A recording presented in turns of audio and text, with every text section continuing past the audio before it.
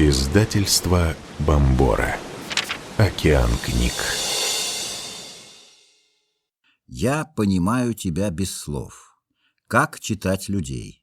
Авторы: Кассия Вязовски, Патрик Вязовски. Бомбора. Введение. Владение языком тела повышает шансы на успех.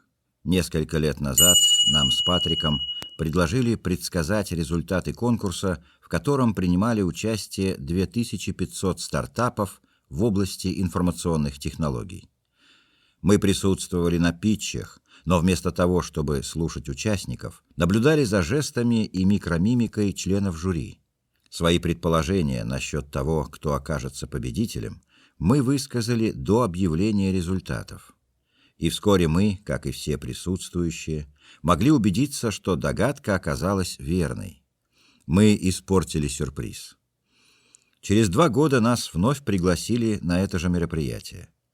Но на этот раз мы наблюдали не за жюри, а за участниками. Теперь мы должны были не угадать победителей, а отследить, какие элементы невербальной коммуникации приводили к победе, а какие к провалу. Каждый будущий предприниматель оценивался по шкале от 0 до 15. Участники получали баллы за каждое проявление позитива и уверенности в себе, улыбка, визуальный контакт, уверенная жестикуляция, и теряли их за каждый негативный сигнал: суетливость, скованность движений рук, отведение взгляда. Мы обнаружили, что участники, чьи презентации жюри включили в 8 лучших, набрали в среднем по 8,3 балла по нашей 15-бальной шкале. Те же, кто не попал в это число, набрали в среднем по 5,5 баллов. Налицо четкое соответствие: позитивный язык тела – более успешные результаты.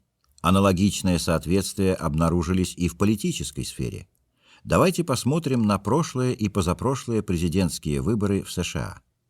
Во время кампании 2012 года мы провели онлайн-исследование, участникам которого всего 1000 человек, как демократы, так и республиканцы.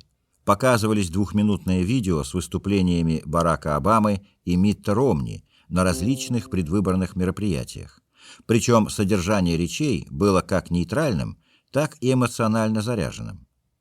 Выражения лиц зрителей фиксировались веб-камерой, а наша команда анализировала их на предмет 6 ключевых эмоциональных реакций, выявленных психологами в ходе исследований: счастье, удивление, страх, отвращение, гнев и грусть. Мы отмечали такие параметры, как тональность эмоций, позитивная или негативная, и степень ее выраженности. Анализ показал, что Обама вызывал более сильные эмоции и меньше негативных реакций. Ромни вызвал негативную реакцию даже у значительного числа 16% республиканцев. Когда мы проанализировали язык тела кандидатов, мы обнаружили, что Обама держался примерно так же, как наши победители конкурса стартапов. Он принимал в основном открытые, позитивные, уверенные позы, которые соответствовали его словам. Ромни же, напротив, часто подавал негативные сигналы, снижая убедительность своего послания противоречивыми, несообразными движениями и мимикой. Предвыборная кампания 2016 года также выявила резкий контраст между языком тела кандидатов, ставший очевидным в ходе дебатов. И если в случае Обамы более убедительная невербальная коммуникация стала одним из факторов его победы над Ромни, то на выборах 2016 года ни Клинтон, ни Трампу не удалось использовать язык тела так, чтобы произвести благоприятное впечатление. Многих зрителей и избирателей очень отталкивали подчеркнуто мускулинное поведение Трампа и его раздражающая привычка ходить за Клинтон по сцене во время ее речи. Клинтон контролировала себя лучше, но, пожалуй, слишком уж хорошо. Многие сомневались в ее искренности. По сути, заученные манеры отдаляли ее от слушателей. Ни Клинтон, ни Трамп не провалили дебаты и не растеряли свою целевую аудиторию. Многие избиратели благосклонно восприняли сдержанность Клинтон, а другим, точно так же, понравились нагловатые манеры Трампа. И все же, если бы один из кандидатов сумел, подобно Обаме, установить подлинную неформальную связь с избирателями, это увеличило бы его привлекательность и повысило шансы на победу.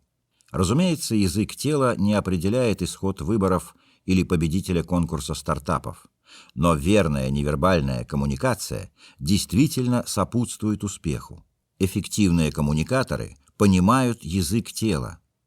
Хотя почти всем нам хочется считать, что мы принимаем решения рационально, многочисленные исследования показывают, что эмоции играют огромную роль в продажах и переговорах. Если вы не способны истолковать чувства собеседника и обращаете внимание лишь на слова, вы почти наверняка не добьетесь того, чего могли бы. Разумеется, опытные переговорщики умеют маскировать подлинные чувства.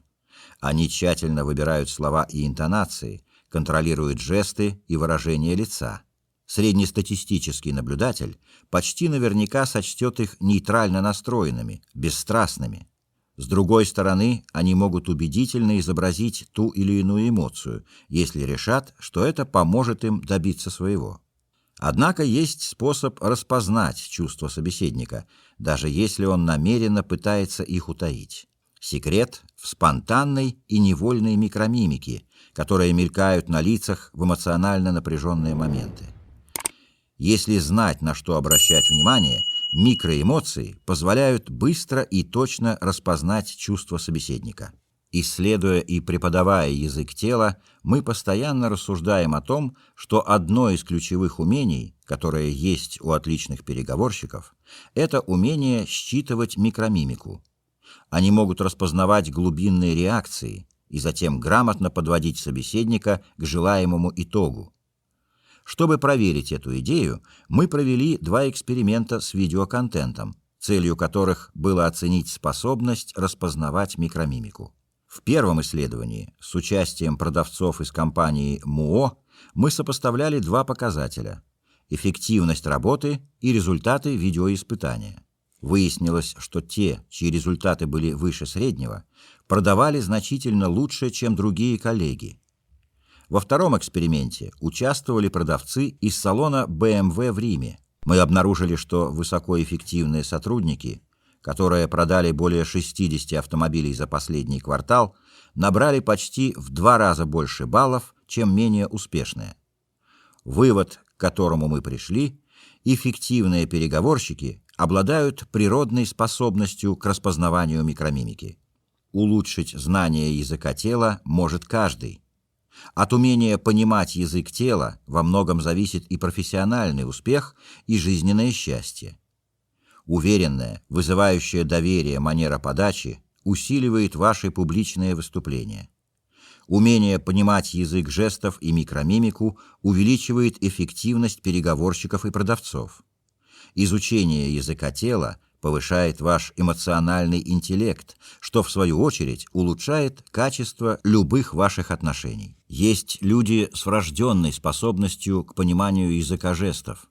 Однако освоить его может каждый, нужно только учиться и практиковаться. 6 лет назад нас попросили разработать курс для работников колл-центров. Как вы понимаете, эти люди общаются с клиентами только по телефону. Вы можете подумать, что для их работы полезнее всего было бы освоить набор нужных формулировок, как грамотно преподнести информацию, чтобы увеличить сумму заказа или утихомирить проблемного клиента. Прослушав типичные рабочие разговоры нескольких участников курса, мы сказали, что на нашем курсе они не будут заучивать готовые формулировки или отрабатывать интонацию. Вместо этого нужно будет внимательно наблюдать за мимикой и жестами звонящих.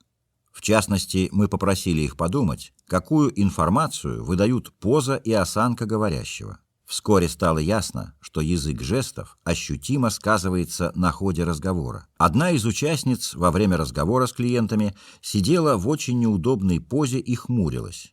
Ее голос звучал раздраженно. Другой сидел, откинувшись на спинку кресла и широко расставив ноги.